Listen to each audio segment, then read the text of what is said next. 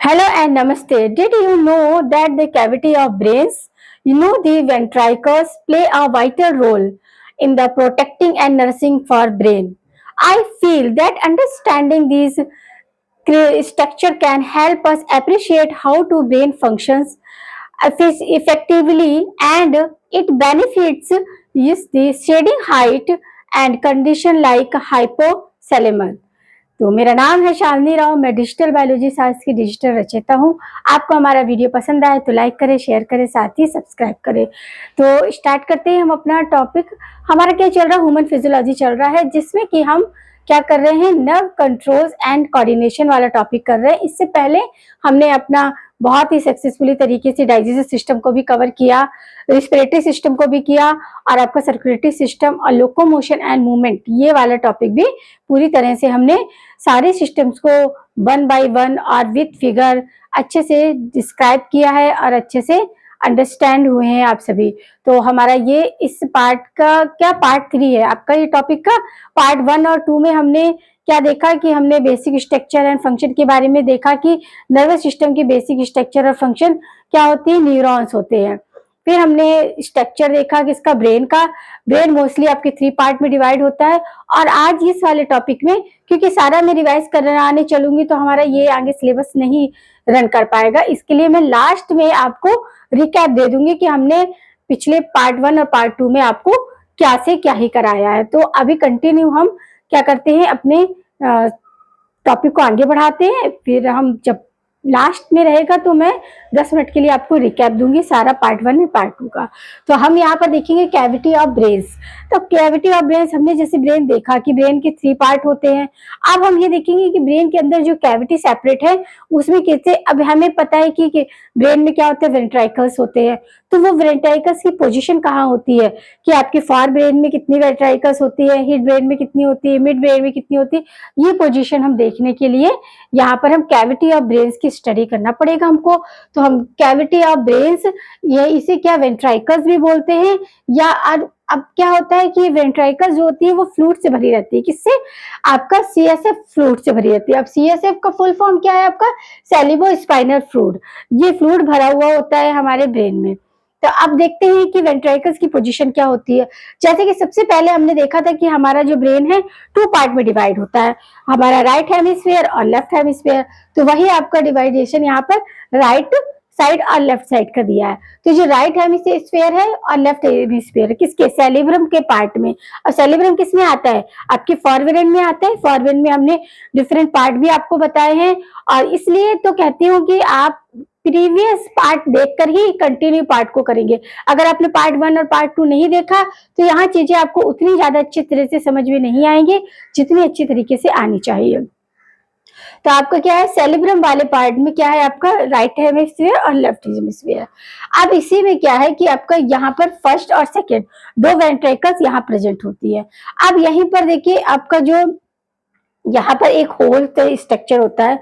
क्या whole structure होता है, जिसे हम क्या बोलते हैं, फोरामेन ऑफ मोनेरो बोलते हैं, मोनरो बोलते हैं। ये स्ट्रक्चर होता है। यहाँ पर आपको सेरिब्रम पूरा क्या है, फर्स्ट और सेकंड वेंट्रिकल, इसे लेटरल वेंट्रिकल्स भी बोलते हैं।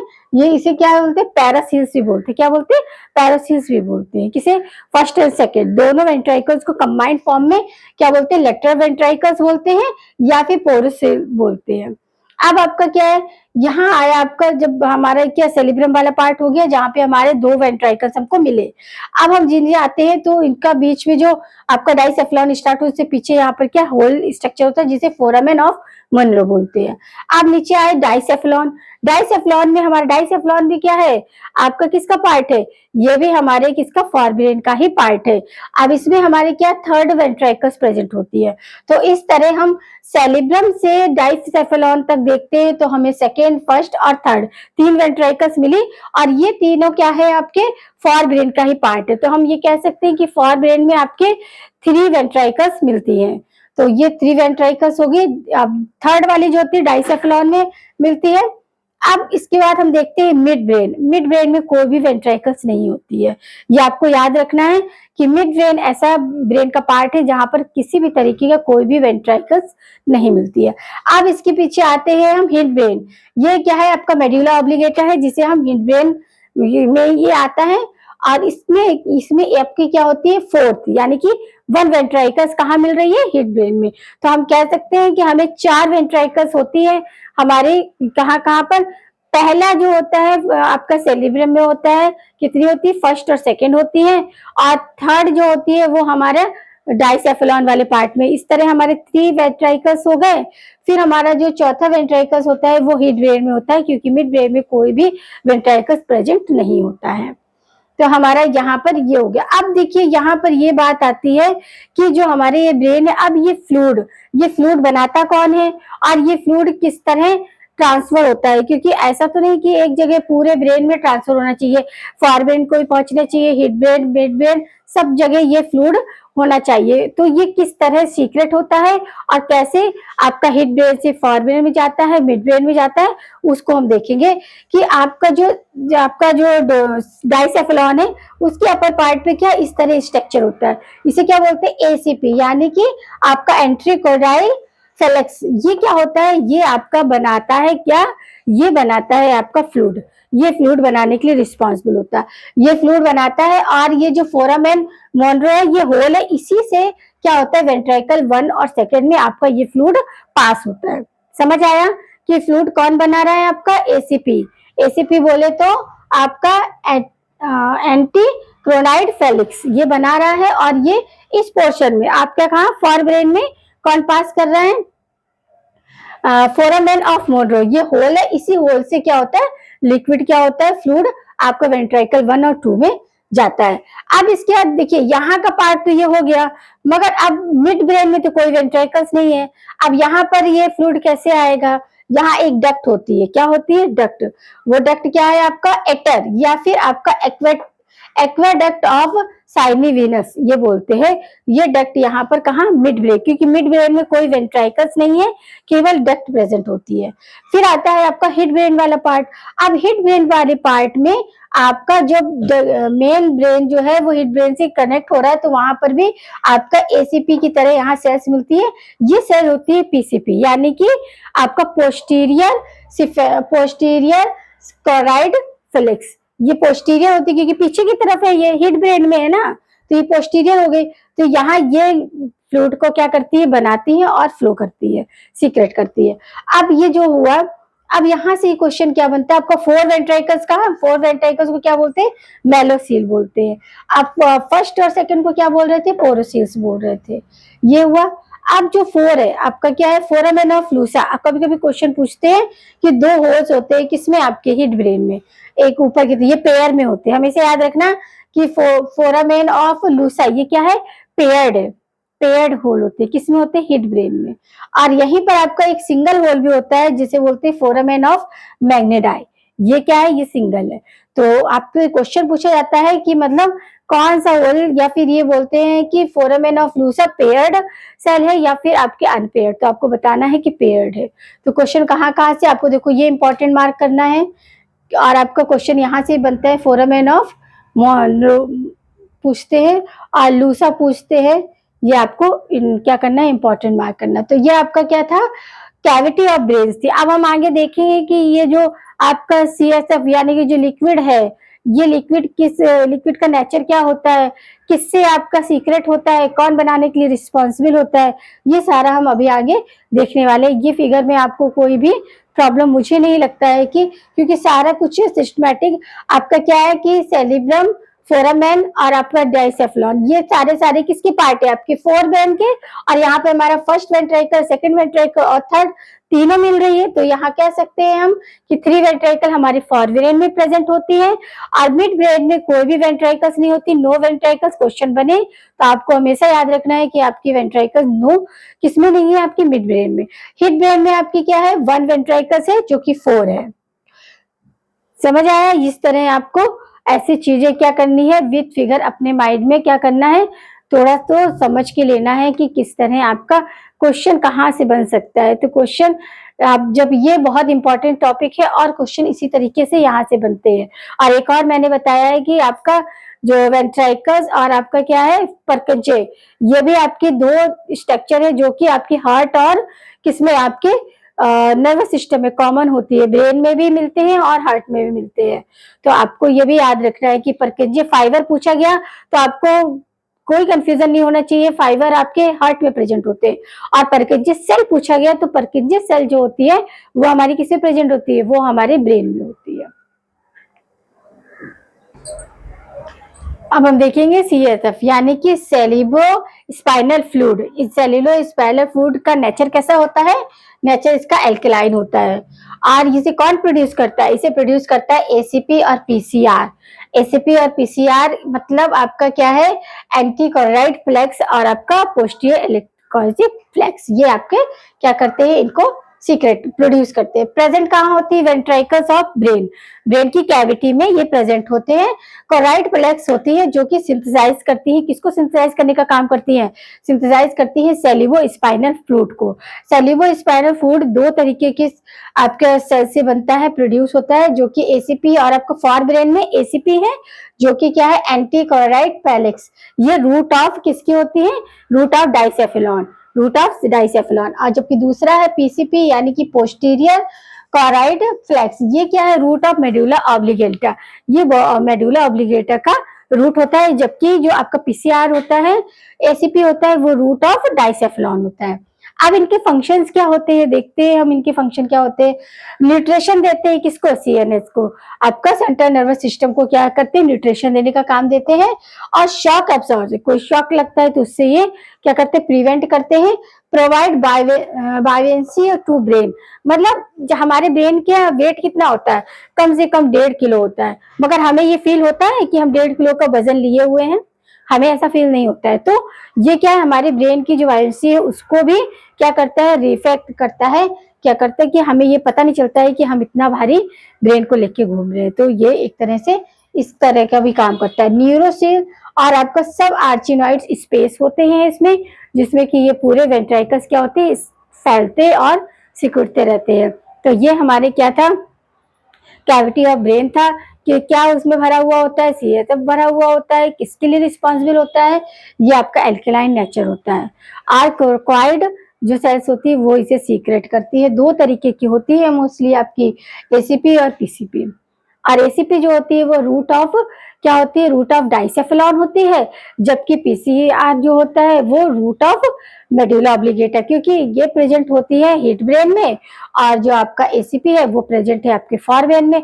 अभी हमने स्ट्रक्चर देखा था कि कैसे सेरिब्रम और आपका डाइसेफेलॉन और आपका क्या, वहीं पर आपका एक होल है, उसका क्या नाम बताया था मैंने, फोरामेन ऑफ मोनेरो, ये आपको याद रखना है। और हमारे जो हिट ब्रेन में पाए जाते हैं वो क्या है, कि आपका फोरामेन ऑफ लुसा, ये क्या है, पेयर्ड में होते हैं। तो आपसे क्वेश्चन पूछा जाता है कौन सा जो लोब होता है वो पेयर्ड होता है, तो आपको ये याद रखना है कि कौन सा आपका फोरामेन जो है वो पेयर्ड में है, कौन अनपेयर्ड है। तो ये आपका ये स्ट्रक्चर है। अब हम देखेंगे इसकी कवरिंग, किसकी, CSF की कवरिंग। CSF यानी कि सेरिब्रो स्पाइनल फ्लूइड, इसकी कवरिंग भी देखते हैं कि ये कैसे। अभी ये तो पता चल गया कि ये ब्रेन में वेंट्रिकल्स भी कहाँ कहाँ प्रेजेंट होते हैं।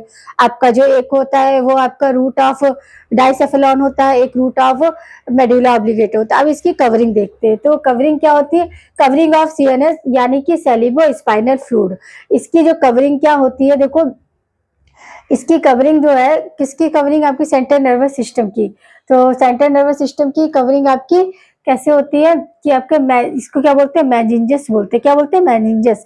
और सिंगल, ये क्या, मेनिंजस बहुत सारा ग्रुप है, क्योंकि नेटवर्क है, आपको पता है कि पूरा हमारे जो सेंट्रल नर्वस सिस्टम जो है वो क्या है, पूरी तरह से आपके न्यूरॉन्स का एक नेटवर्क है। तो मेनिंजस बोलते हैं, और सिंगल फॉर्म में क्या बोलते हैं, मैनिक्स बोलते हैं।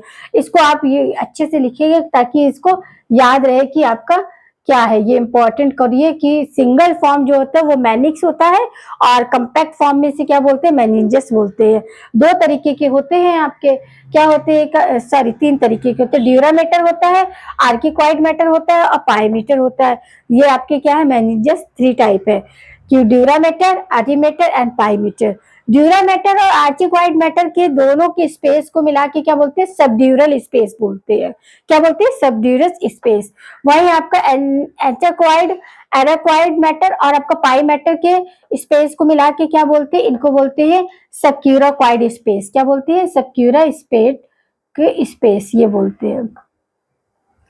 समझ आया कि इन दोनों की स्पेस को ड्यूरामीटर और आर्किकॉइड स्पेस को क्या बोलते हैं, सब ड्यूरल स्पेस बोलते हैं, जबकि आपके आर्किकॉइड्स और पाईमीटर को क्या बोलते हैं, सब आर्किकॉइड स्पेस बोलते हैं। तो अब हम स्ट्रक्चर देखते हैं। देखिए ये स्ट्रक्चर हमारा, जैसे कि ये हमारा हेयर को निकालिए, फिर आपकी क्या स्किन आएगी, फिर आपका क्या आएगा, क्रेनियल बोन्स आएगी, और फिर हमारे ये क्या होगी, लेयर आ जाएगी। ये क्या है, कवरिंग है, किसकी, आपकी ब्रेन की कवरिंग है। समझे कैसे है। तो आपका सबसे आउटर पे क्या है, हमारे ये हेयर है, इनको रिमूव करेंगे तो हमें स्किन दिखेगा, स्किन को रिमूव करेंगे तो क्रेनियल बोन्स आएंगी, और क्रेनियल बोन्स में फिर हमारा पहला क्या आएगा, आपका ड्यूरामेटर की लेयर आएगी। तो ड्यूरामेटर की लेयर और आपका आर्चिकॉइड मैटर, ये आर्चिकॉइड मैटर, ये दोनों की लेयर को क्या बोलते हैं, सब ड्यूरल स्पेस बोलते हैं मिला के। और फिर इसके बाद आपके पाईमीटर, तो पाईमीटर जो है आपके यहाँ पर है, आपका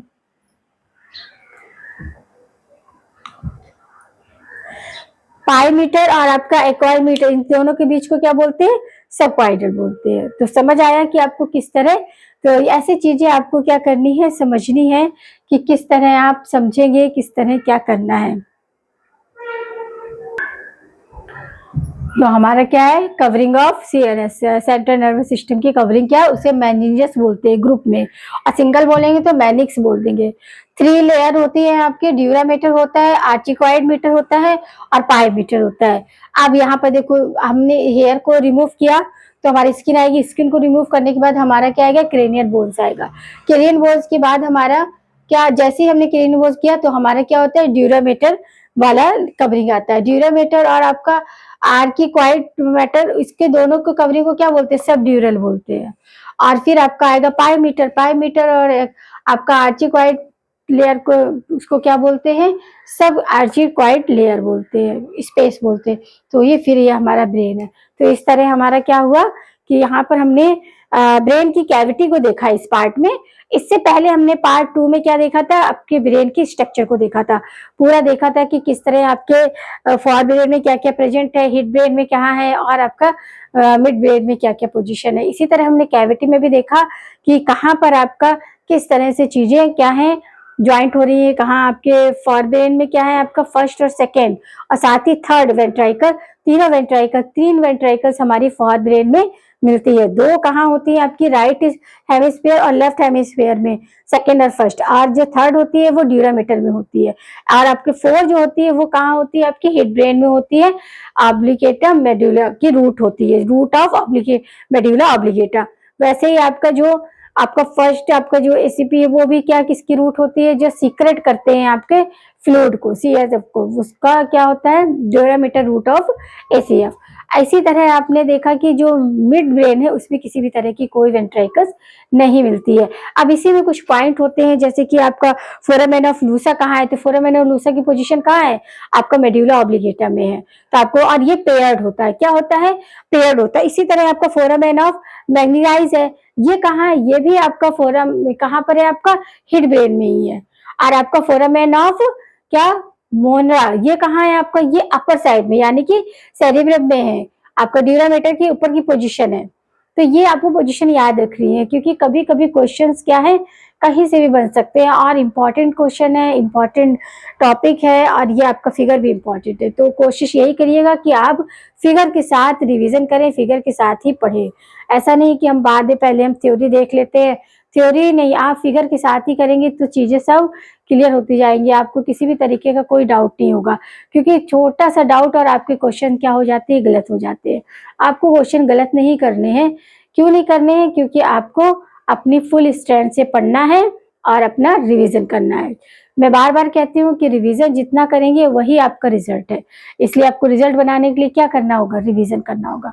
जितना ज्यादा रिवीजन और उतना ही आपका हाई रिजल्ट आएगा। जितना परसेंटेज रिजल्ट आपको चाहिए उसमें रिवीजन की बहुत इंपॉर्टेंट रोल होती है। तो आपको क्या करना है, रिवीजन करना है, और सिस्टमेटिक तरीके से करना है।